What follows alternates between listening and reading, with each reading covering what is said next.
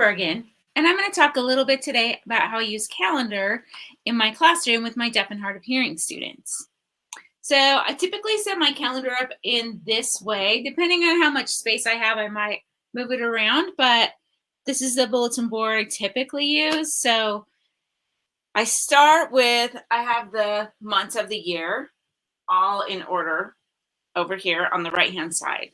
So the most important thing, we talk about the months of the year every single day when we're doing calendar. And when we have time, I always take these off of here. They're just on with tacks. So they look like this. Take them off with the tacks. I take the tacks out. I hand them to my students.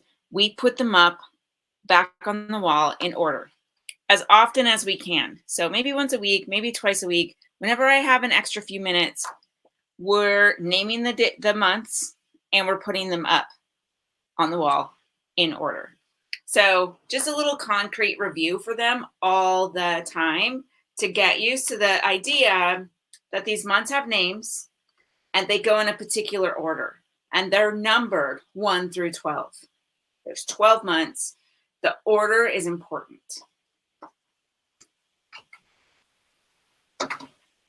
The same with the days of the week. So next to it is days of the week. The label is up here, days of the week, so they know it has a name, a category. Days of the week are a category. All the days of the week end in the word day.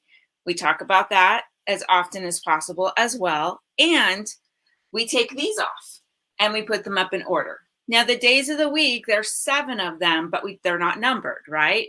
It's not like the first day is Sunday, it isn't number 1, unlike the months. So we do know, though, that they go in a particular order. And you can start Sunday through Saturday. You can do Monday through Sunday. However you want to set it up is fine, as long as you're reviewing this as often as possible. I take these off. I hand them to my students. Who has Monday? What comes next? What comes next? We do this as often as possible to just reinforce that skill of what are the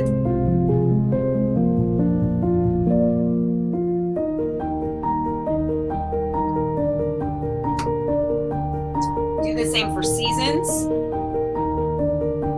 I take those off, give them to the students, we put them back up. There's a particular order to the seasons. It doesn't matter where you start, but the order is always the same. I keep calendar words up on my calendar board. So we talk about some of these really important words that we take for granted, but often students don't know. So some of those words are, go through here, like this word.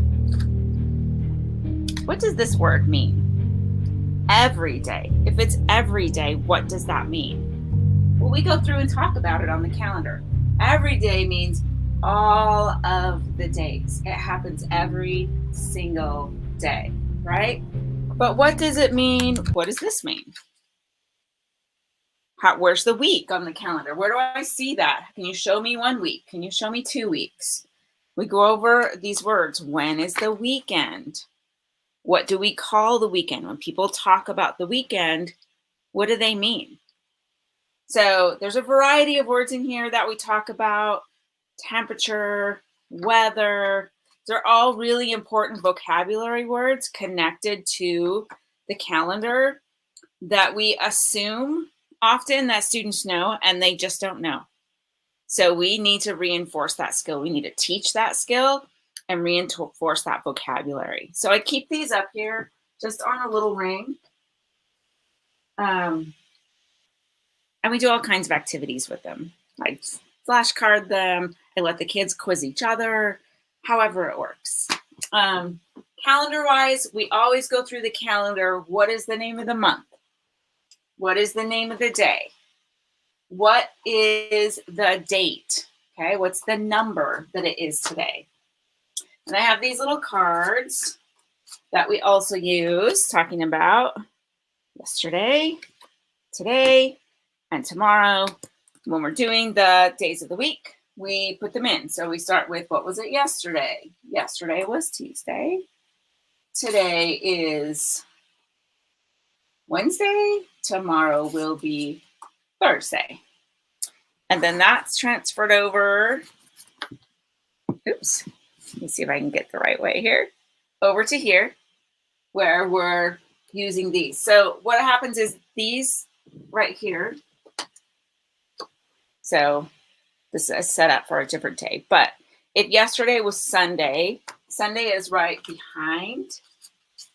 So I put these in like this. I use the abbreviation for us to look at, and the ones that we're putting up next to it are the actual word.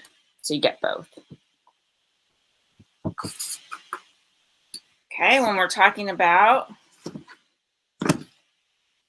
sorry, trying to get over to the section I want, and it's like backwards here. So when we're talking about yesterday was, today is, tomorrow will be, we're talking about the days of the week and also the grammar that's involved there. Yesterday is past. Today is right now. Tomorrow is future. Where you intentionally talking about will be means future. Was means past. So we add that in there too. The weather, we're looking at how is the weather? What does it look like? So is it sunny or rainy or cloudy or whatever? How does it look? So the weather is one of those: cloudy, sunny, windy. Also, how does the weather feel? So when we're looking at how does it feel, we're talking about the temperature. Is it hot? Is it cold? Is it cool? And then we'll discuss, we typically will go to the weather app when we're doing that. And then we'll discuss, okay, 40 degrees. Is that cold? Is it cool? And that might be a little bit subjective depending on where you live. 40 degrees in Southern California is cold. 40 degrees in Michigan, maybe cool, right? So it's a little bit different. That can be subjective. And we talk about that too. Depends, that's a feeling. How does the temperature feel to you? And then last but not least, we have seasons. We always talk about what the season is, the weather, and the temperature. So I hope that gives you just a brief little overview of what we do in calendar. I think we have to remember that students, especially deaf and hard of hearing students who have not had a lot of exposure to language, need those little extra reminders. So it's important to squeeze those in wherever you can. Like with having these cards, just throw that in wherever you can. Take these out, let the kids put them back in order. Make the calendar really interactive so that it's an experience for them and they'll remember it. Okay, I hope you loved watching this and stay tuned for more. I'll see you again another time.